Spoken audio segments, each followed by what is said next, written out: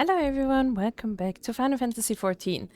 We're here with Elfino, and yeah, let's see what he has to say. What ho, Laura, I trust you had a good night's rest. I was but this moment speaking with Fankred and Yashola via Link Pearl. They had some interesting news to share. Apparently during the course of their respective investigations, both came across crates which had once borne Ishgardian seals. So it seemed that someone in the capital has been very busy indeed. Accordingly, the Temple Knights have launched a full-scale investigation. Sir Emmerich believes that it is only a matter of time before the culprits are found, but we shall have to wait and see. In the meantime, it seems only prudent to look into the recent activities of the other tribes, in case they too are flush with Ishgardian crystals. And with that in mind, I suggest we pay Urianger another... Wait, where's Alice? She was here a moment ago with Gabu. Well, guess I have to look for Alice. See you guys whenever. Well, we found her here. Since last episode was her therapy session. Guess we might continue this time. Let me guess, it's time to leave, isn't it? My apologies for disappearing again. If it is any consolation, I have already packed my things. How is he?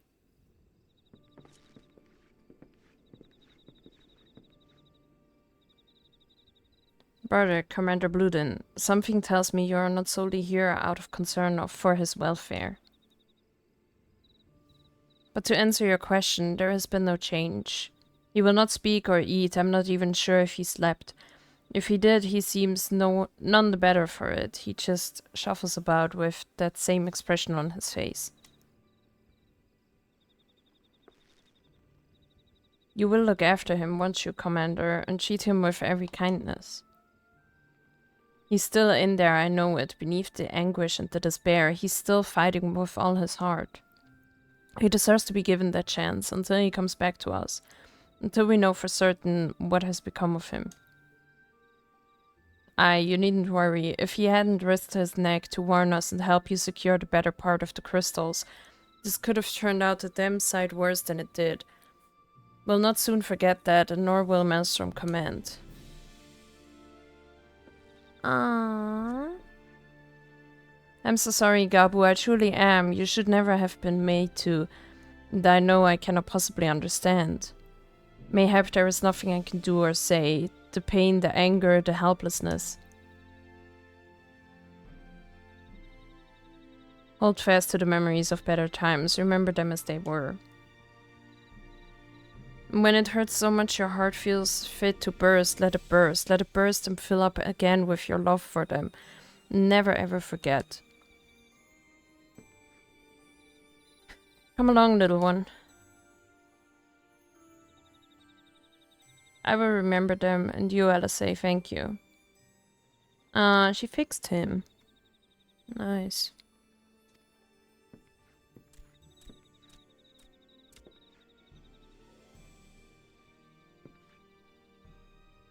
Have faith, sister. Your words have reached him. In time he will recover. And those who orchestrated these events will be made to answer for their crimes.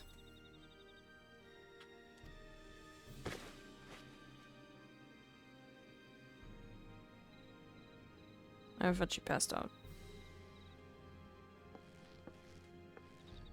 1,000 times over, aye, there will be a reckoning.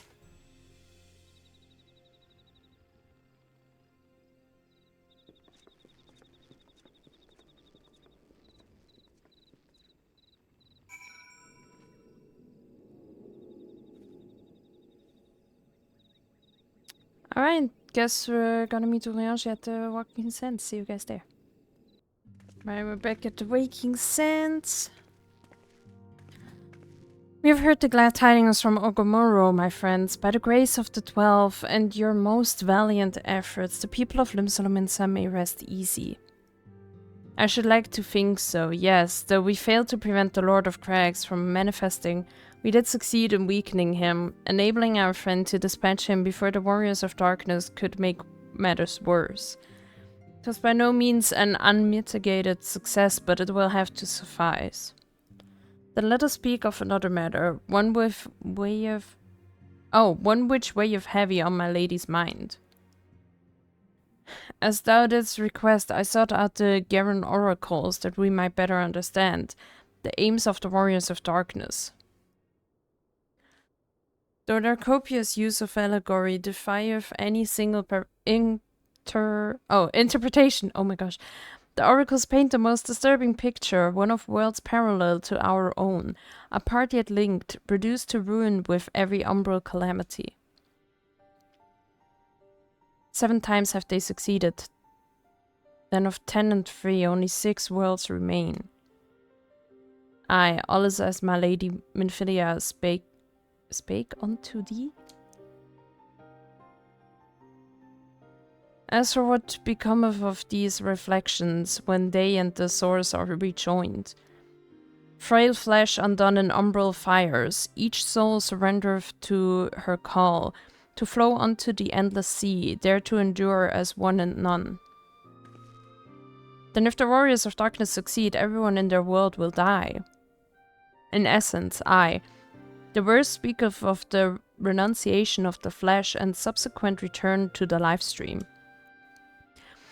However, this fate may yet be preferable to the alternative, for if the first were to fall to transcendent light in the manner of the warriors of darkness described, it would give way unto a void wherein none may know either life or death. Far better to die, they reason, for in death there is life, the essence of a soul which returneth unto the source may born anew, saved, such at least is their belief, I surmise. If that is true, then gods, no one should ever have to make such choice. Ere we speak further on the subject, I would share with thee another recent discovery. It would seem that several sizable shipments of crystals have been delivered into the hands of certain Alamegan parties. Alamegans, strange, and you believe this to be the work of the same Ishgardian smugglers who supplied the beast tribes.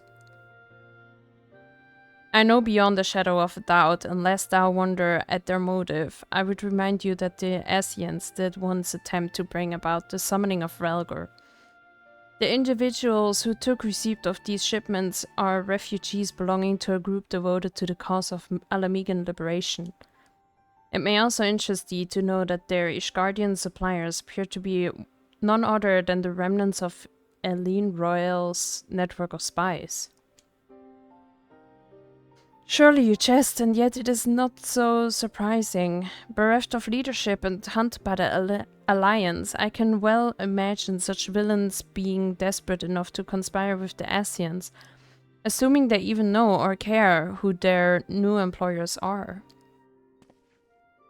All of which is irrelevant, forgive me. We must seek out the resistance group, but receive the crystals without delay. Laura, LSA, will you come with me to Little Alamigo?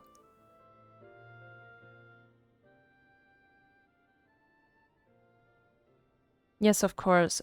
I should like to hear what they have to say for themselves, firsthand. May you ever walk in the light of the crystal.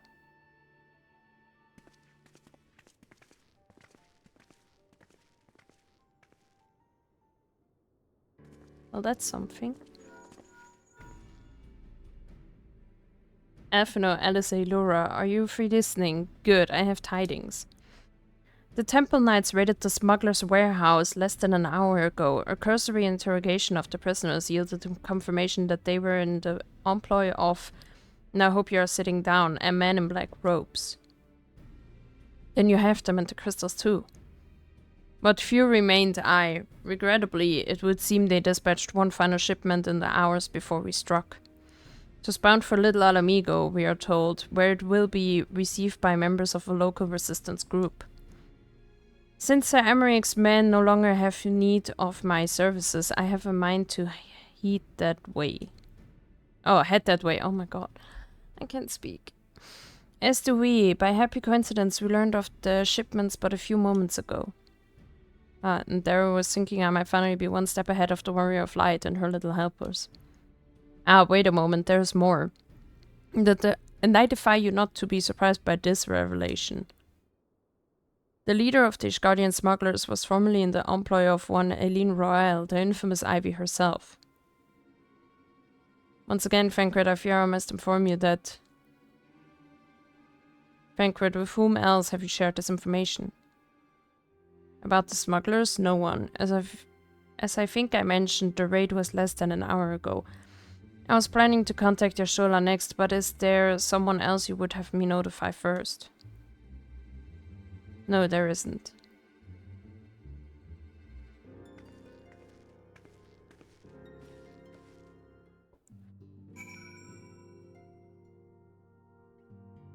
Well, well. What in the world has gotten into her? It is twice now that we have sought Urianger's aid, and twice she has treated him as if he were a stranger. The Archon was one of Grandfather's most dedicated pupils, and spent as much time at the Leveilleur estate as we did. He's practically a member of the family. Truth be told, I struggle to recall a day from my childhood when I did not see the three of them laughing together. If this continues, I may have to raise the matter later, though. Little Alamigo awaits. Let's go to Little Alamigo. Alright, we arrived in Little Alamigo. I will get to the bottom of this. Oh, forgive me, it has been a long day. Did you have something to say? Urianger, oh, I've always struggled to understand what's going on in his head, now more than ever. Listen, Laura, if anything should happen, it should be me who... Just know that I am prepared to do what must be done. Right then, to more pressing matters. Since we have no idea when Fancred might arrive, I suggest we see that information we can gather in his absence. When we were free... So to review, we are reliably informed that members of the Alamigan resistance operating here have taken receipt of several large shipments of crystals. Our task being to ascertain who and why. Given the size of the settlement, I find it hard to believe that anyone here could be wholly unaware of the resistance's movements. The challenge, of course, will be finding individuals who are both able and willing to share such information with outsiders. It would seem sensible to divide our forces. Lura, why don't you question the residents in the eastern half of town? LSA and I will do the same in the west, and afterwards we can rendezvous here to share our findings. Alright, let me ask those people. Okay, so first one is Otolin or whatever. A, the resistance? Damned if I know. It's not as if I'd be any use to them. If you set store by all these tales of secret weapons, good luck to you. But I'm too old for the mask's bedtime stories. This is our lot and it's time we got used to it. Okay. Nothing up here. Oh. Ah, let me guess. Come to join the fight, have you? No need to deny it, friend. You're not the first to answer the Griffin's call. Well, he's lit a fire in every Alamigan's heart. He's also inspired more than a few Oldens to pledge themselves to the cause. And little wonder the Guardians won't stop until we're all under the yoke. Sounds nice. Tailbot. Yeah. I see you there, going around asking questions, looking for the Griffin and his lot, I'll bet. Seems they're the talk of little Alamigo these days. Folk wondering what he's about, what he's got in store for the Guardians, and what's under that mask of his, of course. Some say he's hardly got a face, what with all the scars. Others reckon he's been marked for death by the Empire, and that they'd send a bloody legion if they knew he was here. Your guess is as good as mine. Alright, let's go back to Alphino. Right, we're here with Alphino. And LSA, I guess. I suppose I should ask what you learned, but I think I already know. This Griffin seems to be the leader of a newly formed faction within the Resistance, the Masks. Yet despite their growing popularity, no one seems to know much about them, only that they are the most aggressively militant group to join the movement in recent memory. Indeed, many claim their commitment to the cause of Alamigan liberation is unrivaled. We can but hope their revolutionary fervor is never channeled in the direction of a primal. Though I feel confident that this is the group which received the crystal shipments, we yet lack proof. Before taking any action, I would speak with the settlement's leader to confirm my suspicions, and mayhap enlist his help while I am about it. Given that you and Gundobald are already acquainted, mayhap it would be best if you took the lead, shall we? Alright, let's talk to Gundobald. Alright, we're here with Gundobald. Much as it pleases me to see you again, Laura, I cannot help but wonder if I should be worried. I hear you and yours have been asking questions. The Griffin, I know of him, as do we all. He and his masks have become a leading faction within the Resistance. Though there was suspicion at first, given his secretive ways, he quickly proved himself a charismatic and capable commander. Men are drawn to his passion and his vision. They truly believe that he has what it takes to lead them to victory. Even I cannot help but admire the man for what he's accomplished. But I have not forgotten Wilred. I was blind to the danger of his ambitions, and you were not.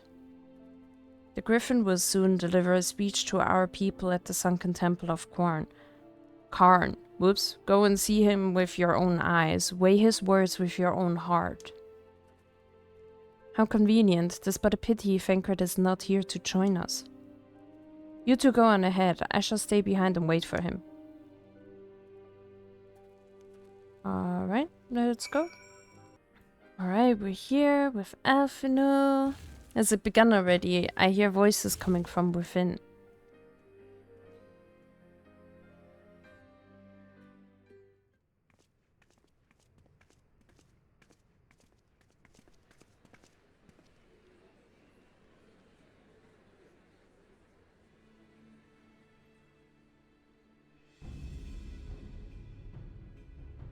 Brothers and sisters, 20 years ago, Alamigo, our home, was claimed by the Garlean Empire. In our haste to overthrow the King of Ruin, we turned a blind eye to our foes in the north. With our glorious revolution, we but laid a path for a new tyrant to succeed the old. And when confronted with our failure, we fled. Not a day goes by that I do not think of those we left behind. Think of them and feel ashamed. And I know each and every one of you feels the same.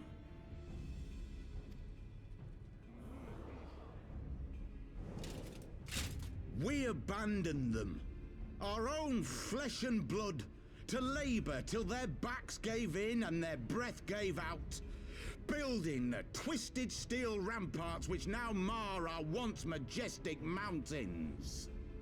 We abandoned them, the brave and true, to fight and die for their country, or worse, to be conscripted and sent off to rob another poor bastard of his home.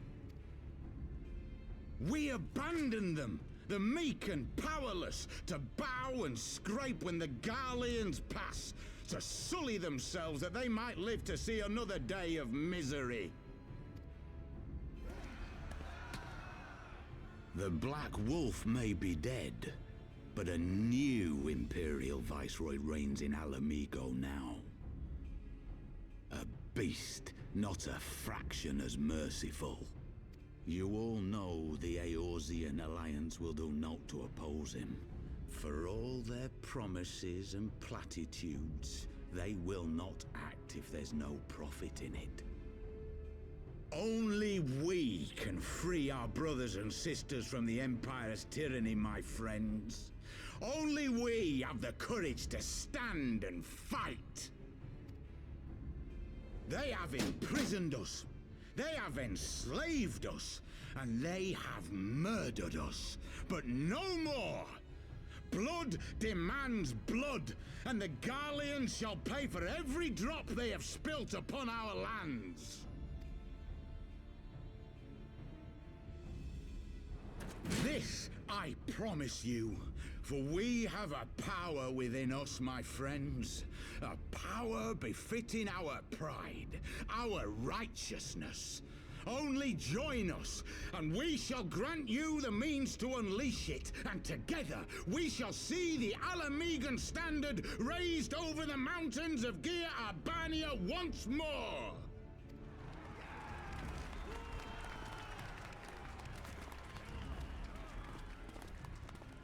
A power befitting their pride. Not at all ominous, that. Wait, is that...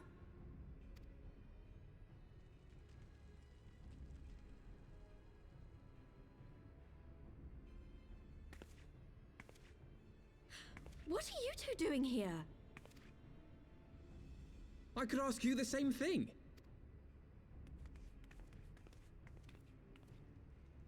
Well, well, this is quite the surprise. If you see what I see, if you feel as I feel... Might I suggest we continue this conversation in more agreeable surroundings? For it is not strength of arms that will win this battle, but strength of heart.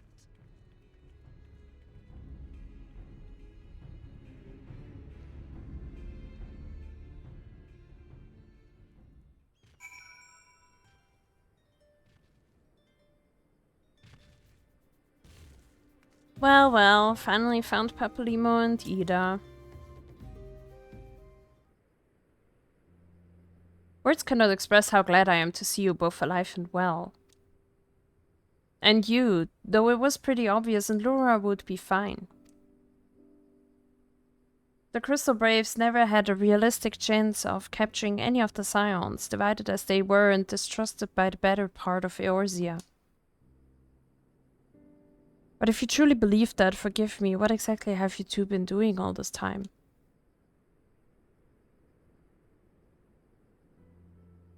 Repaying a favor. After the banquet, we had no choice but to flee Ul'dah, and we would not have been able to do so without the aid of some old friends from the Resistance. That's right, they smuggled us out of the city and sheltered us in Little Alamigo, all at great risk to themselves. Obviously, we couldn't let that go unacknowledged, so we offered to help them out with their operations for a while. Then we learned of the Scion's exoneration, that Lolorito had severed all ties with the Crystal Braves, and that General Rauban had been reinstated. We resolved to make contact, but having long since discarded our link pearls as a precautionary measure, our options were rather limited.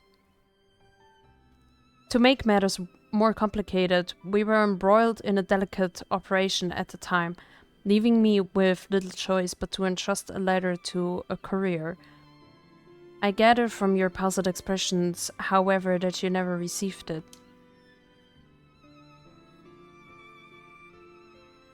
To be honest, we thought this might happen. While the masks are happy to let the refugees spread the word within the community, they're pretty strict about communicating with outsiders. Oh, and we also heard a rumor that the Griffin doesn't want us meddling in his affairs. The Griffin mistrusts the Scions of the Seventh Dawn. Curious, it is well known that we are no friends to Garlemald. One would think the man we saw beseeching all and sundry to join his cause would welcome our support. I should say that the man you saw was not in fact a Griffin, but an impersonator, and a talented rabble-rouser to boot. 'Twould not surprise me if he were responsible for the majority of these public appearances. As you may have gathered, the Griffin is an extremely cautious and distrusting man who has made every effort to conceal his identity. Even when we participated in a raid under his direct command, we were not permitted to approach him. It's hard to know what to make of it all, the secrecy, the impersonators, the masks.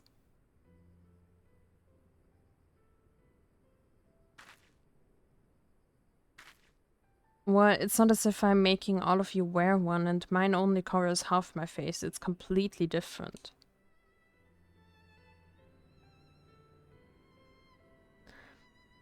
Anyway, when we heard the Griffin was due to give a speech, we thought it might be a good opportunity to get a better sense of the man behind the...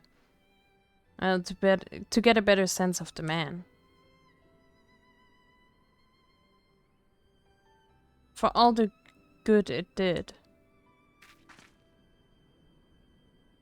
And now you have heard the whole of it, but tell me, what prompted you to take an interest in the Griffin?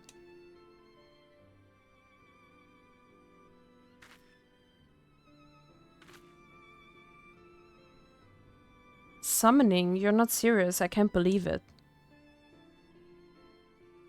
The Resistance would never even entertain such a ridiculous plan, but the Griffin...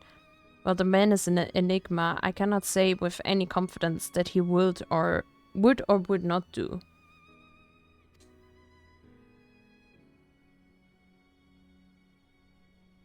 What I can say, however, is that the speech we heard today was not the first to make reference to a power capable of defeating the Empire. The masks have made many such claims of late. I confess I had assumed it to be mere bluster, but in the context of the shipments of which you spoke, it is not impossible that they are alluding to a primal.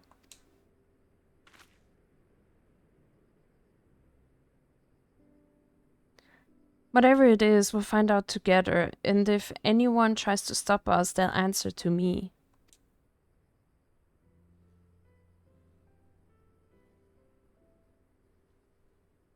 Indeed, that is assuming you'll have us. Of course.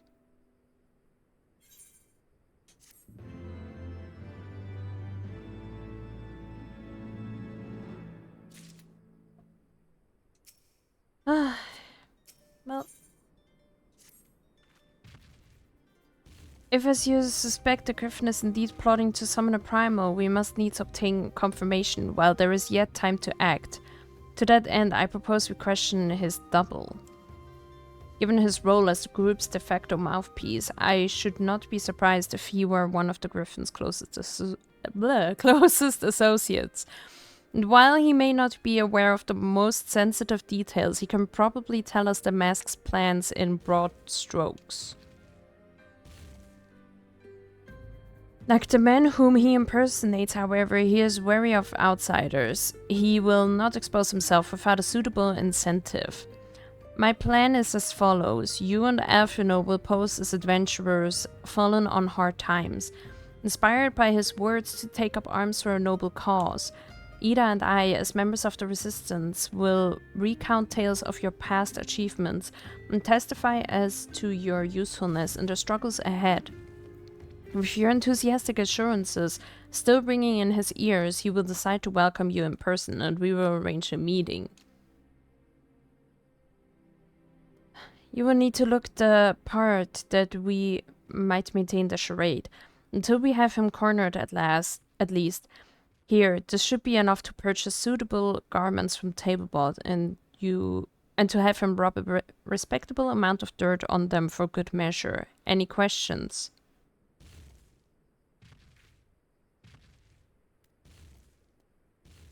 It all seems simple enough, thank you. And with that, Laura, let us be off. Alright, let's go get some stuff. Alright, we're here with Talabot, I don't know. You can say it however you want, I don't care.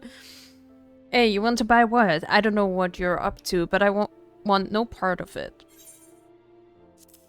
And if I give you money? Well, you're the ones with the gill, and seeing as you're friends of Papalymo. Well, he changed his mind fast. There, tunic and slops for the both of you, tailored and treated to your tastes. Now off with you, before someone sees us together.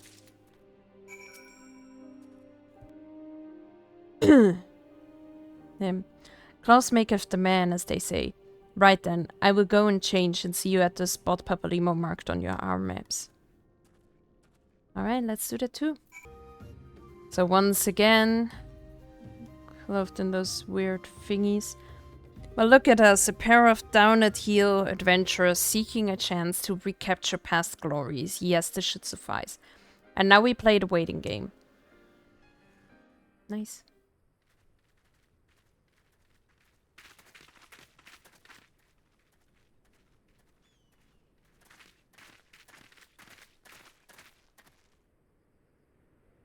My thanks, comrades.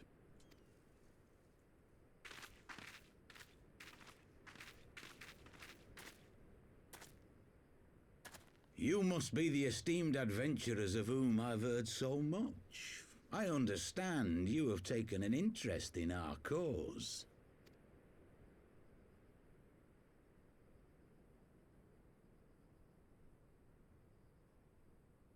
A great interest, you might say. Your words have certainly made quite an impression on my friend and I. The Resistance has long, and some would say wisely, avoided open engagements with the Garleans, but you and yours seem confident against the world in arms.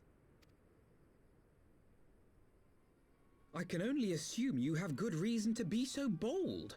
Why, one might even think you are planning to summon a primal. Because that would do It's very much to subtle. explain the sizable shipment of crystals you recently received from your smuggler friends, whom our Ishgardian allies have since detained, lest you wonder.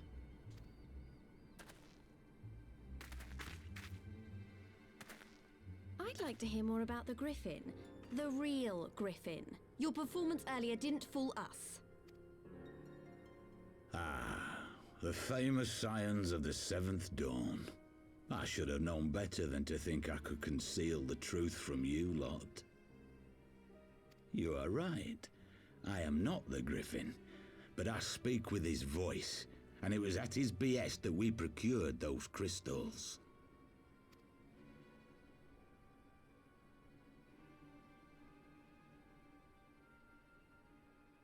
You are wrong, however, if you think that we procured them to summon a primal. We used them to reach an accord with the Amalja. In exchange for crystals to summon their god, they will aid us in the fight for Alamegan liberation. You've got to be joking. Have you gone completely mad? When people find out you helped the Lizardmen summon Ifrit, they'll turn on the Resistance. Alamigo will never be free.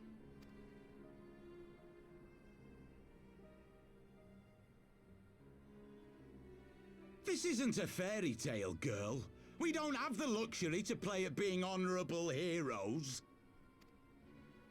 It's because the likes of you wouldn't sully your saintly hands that Alamigo's been under the yoke for the past 20 years. But the Griffin won't stand for it, and neither will we. We're ready to do whatever it takes. I mean, to be honest, he's not wrong, right? I mean, like, we keep fighting for everything, but with Alamigo, we're just like, whatever.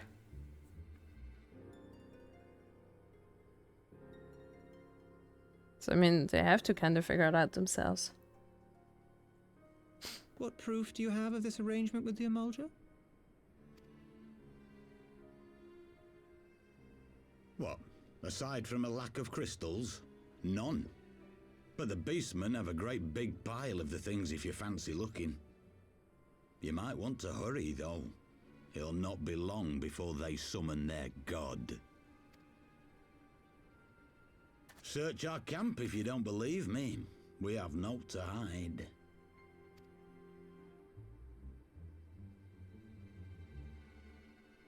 If there is a cache to be found, Yda and I will find it.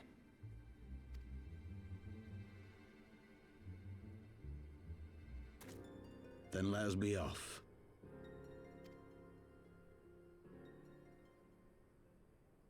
Are you perchance the Warrior of Light?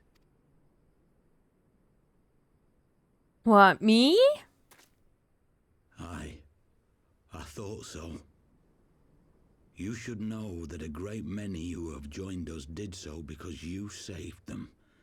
Because you showed them that one brave woman can make a difference. You saved me too once.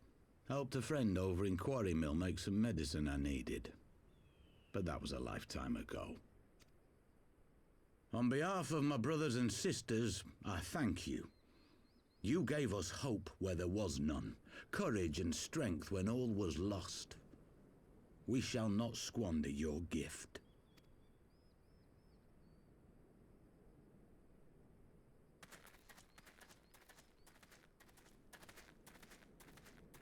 I know that look, Yda, and I do not like it. You cannot seriously be contemplating taking up arms with that band of cutthroats. I just... Hear me out, right? I mean, if we would fight with them, they wouldn't have to work with the Amalja. And I mean, in the end, the only thing they did is give crystals to the Amalja so they have more allies, right? So, technically, if we help them, they wouldn't have to do terrible things, right? So, I get Yda. If the Griffin and his men have their way, it is only a matter of time before the situation in Alamigo comes to a head. Your homeland's future teeters on a knife edge, and any reckless action, however small, could have irrevocable consequences. You mustn't lose sight of that, Yda.